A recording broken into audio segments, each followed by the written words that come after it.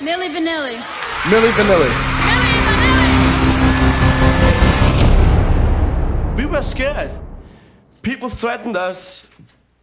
We have evidence for that, and we're happy that it's over, you know. We don't understand that it's us, the two little guys from Germany, the victims who has to play suddenly the crooks of a trial that we are not. November 15th, 1990, German producer Frank Farian held a press conference where he disclosed that Rob and Fab, the members of the pop group Milli Vanilli, had not sung a single note on their 1989 global multi-platinum Grammy-winning debut album, Girl You Know It's True. The duo were just the face of the group, lip-syncing their way through a pop career without singing a thing.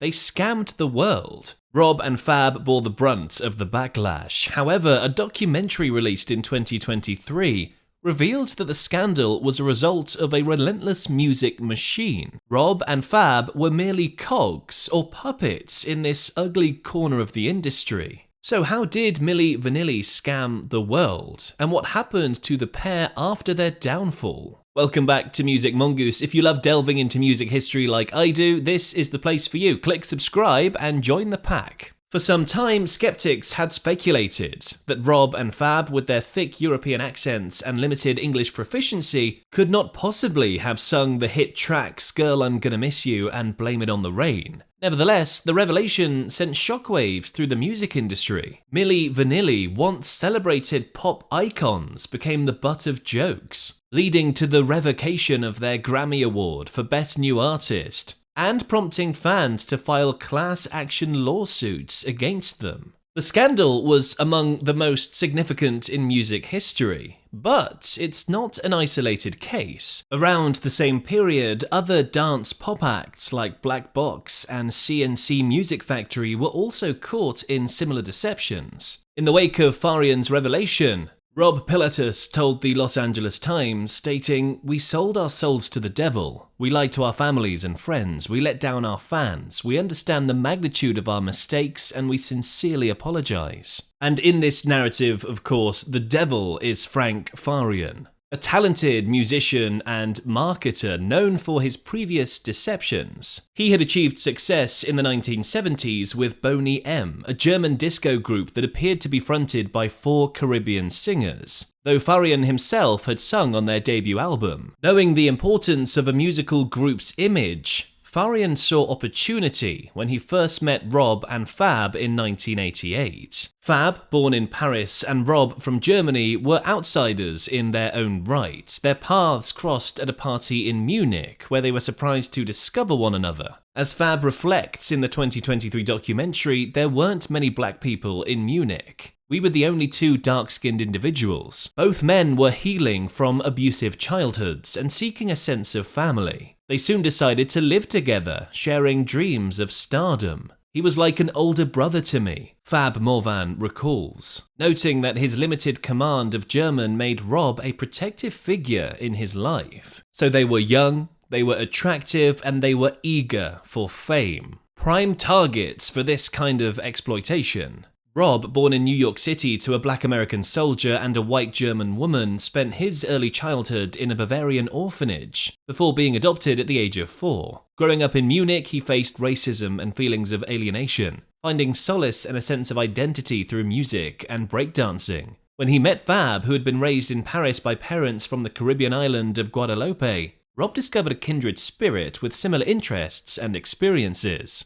"Something clicked between us," Rob said in 1989, at the height of Milli Vanilli's success. "Perhaps it's because we're both black individuals who grew up in cities where there aren't many people like us." In the early stages of their friendship, they became familiar faces in the club scene in Munich. They explored dancing and modeling, but their true passion lied in music. They began to mingle with local studio musicians associated with Farian, and performed a few club gigs. It wasn't long before Farian himself took notice of their potential. Now, at this point, the pair were far from being well off. In fact, they were stealing food for their survival. And then they were presented an opportunity by Farian. They were both offered $4,000 to become the face of Milli Vanilli, a name inspired by Farian's girlfriend. What transpired next is the most pivotal and debated aspect of the story. Frank Farian invited Rob and Fab to his studio and signed them to a record deal, a well-documented fact. However, the crucial question remains: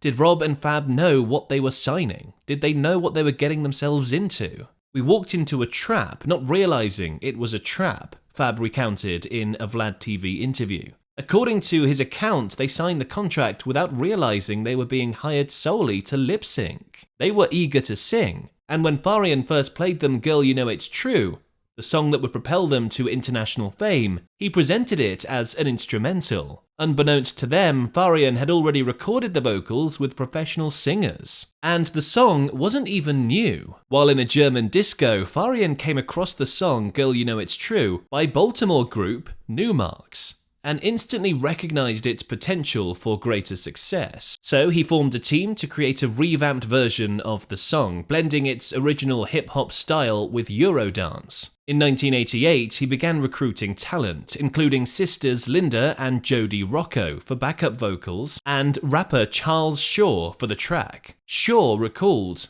"When he played the record for me, I already knew the song. I'd been dancing to the Newmarks version on the weekends in American clubs in Hamburg. Farian played it and I said, this song ain't new." Despite being well aware of the song's original roots, Farian chose to proceed, layering various vocal tracks. "You can't really hear the vocals or exactly who's singing because there are so many voices on the chorus," he explained. To enhance the sound, American vocalists Brad Howell and John Davis were eventually added. Now, it was painfully clear that Farian had a knack for producing. His revamped version of the track gained huge success across Europe. What he needed next was a visual identity to complement this new group. By the time they discovered the reality, Fab explained they had already spent Farian's advance on new clothes and their signature hair extensions. Suddenly, they found themselves in debt to Farian and unable to walk away from the project until they repaid him. As their fame grew, along with the influx of girls, drugs, and money, it became even more challenging for Rob and Fab to extricate themselves from the situation. And then came time for more songs. Linda and Jody were invited back to contribute more vocals to the project. "There was no real plan," Linda said. "We were just recording quickly to put together a 4-song EP for the American market." Before long, a record deal materialized, leading them to believe they were part of a group. However, when they arrived at the studio, it was only Linda, Jody, and another singer. As Jody noted, Rob and Fab would come in, hang out by the pool in the basement for a couple of hours and make appearances, but they never sang or entered the studio. Linda added that they were deliberately kept at a distance from Rob and Fab to prevent any close interactions. And they managed to maintain this illusion for quite a while. In fact, they convinced a label rep not to travel to Germany because they wanted to maintain creative control of the album. However, there was a lot of suspicious activity going on behind the scenes. Vocalist Howell would often be taken to the studio late at night, well after other staff had left, to ensure that no one discovered he was the true vocalist. "It was a secret," said Tobias Freund, the album's engineer. "We worked in the evenings and kept the windows closed." Jens Gad, who played guitar and co-wrote several songs for the project, never even met Rob and Fab. There was no need for them to be in the studio. It was show business. Frank created the scenario, piecing everything together, and that was the show. "It felt completely normal," he said. Farian has since said that Rob and Fab were never intended to be legitimate recording artists. In an interview with the Los Angeles Times, he remarked, "I've never heard such a bad singer," referring to Rob. He knew they wanted to sing and write songs, but claimed they preferred partying at discos until the early morning and sleeping through the day. "Someone who lives like that can't make good music," he said. Now, despite this talent for producing, Farian didn't anticipate how big and successful Milli Vanilli would become. "It was a crazy idea," he confessed to the Los Angeles Times. "I thought, okay, it's just for discotheques and clubs." However, his unique blend of pop, R&B, and hip-hop resonated perfectly with the era, transforming Milli Vanilli into a cultural phenomenon. The single Girl You Know It's True topped the charts in Germany and secured a deal with Arista Records in the United States. Fueled largely by their visually appealing music videos, which showcased the charismatic duo in stylish outfits and their signature braided hairstyles, Milli Vanilli achieved 5 top 5 hits on the Billboard Hot 100. This included 3 #1 singles. Their album Girl You Know It's True achieved 6 times platinum status in America and sold millions more copies internationally. Meanwhile, Rob and Fab were struggling with the burden of this secret. The turning point came on July 21st, 1989, during a Club MTV tour stop in Bristol, Connecticut, when a backing tape malfunctioned, causing the chorus of Girl You Know It's True to loop endlessly.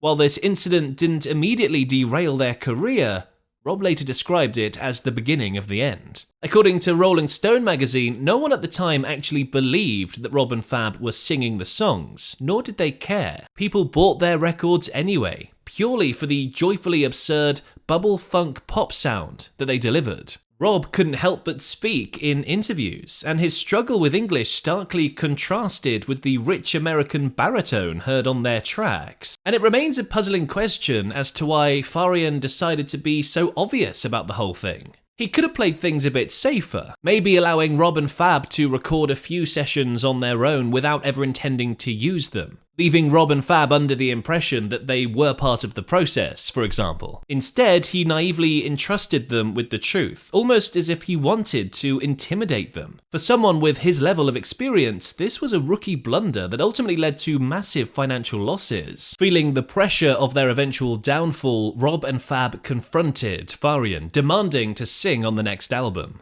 As tensions escalated, Farian was compelled to hold a press conference where he revealed the truth.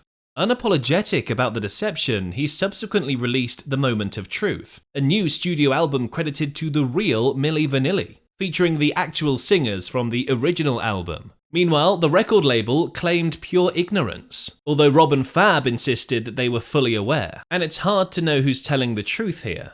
On the one hand, it's completely plausible that the producers of an album would tell record label reps to stay away so that they could focus on their creative control. But on the other hand, it's also very plausible that a record label would turn a blind eye due to the amount of money it was making for them. In the days following Farian's press conference, Rob and Fab held their own to address the situation. Accompanied by a vocal coach who confirmed their singing abilities, they assured the audience that they could perform. As part of their effort to take responsibility, Rob and Fab returned their Grammys, a gesture they had intended to make even before the Recording Academy officially rescinded the awards. This was the first time a Grammy was ever revoked. Milli Vanilli was essentially banished from radio play, and in 1992, a class action settlement was approved that provided refunds to buyers of Milli Vanilli recordings and concert tickets. And the fallout from the scandal was catastrophic for Rob and Fab too. The media eagerly anticipated the downfall of the duo, fueled by a generation determined to reclaim authority over the music industry.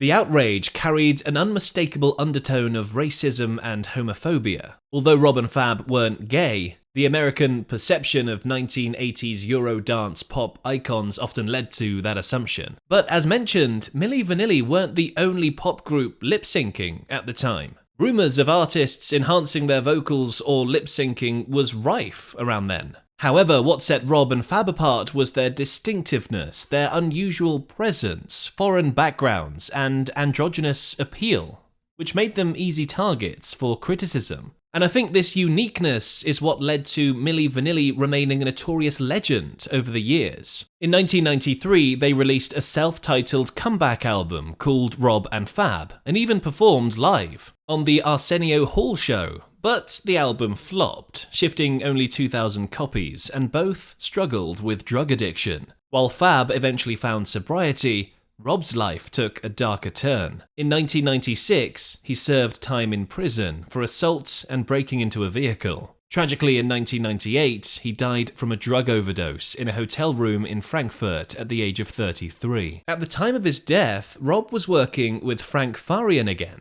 Farian said, "Rob looked really good. He was full of optimism for the future. We intended to take material for another album." Though Fab was not part of that project, he sought to reconcile with their shared history by collaborating with John Davis, one of the actual singers whose voice he had once lip-synced. Together, they created Face Meets Voice, a Milli Vanilli experience. During their rise to fame, Milli Vanilli claimed their name meant positive energy in Turkish, a statement that was misleading and actually drew inspiration from the English pop group Scritti Politti, as well as Farian's girlfriend at the time. Nevertheless, Fab has maintained a positive outlook as he's aged. He's not only continued to make music, but also ventured into motivational speaking, using his experiences to illustrate how one can not just survive, but thrive after facing adversity. In a 2018 interview with the Associated Press, he talked about his and Rob's contributions to pop culture.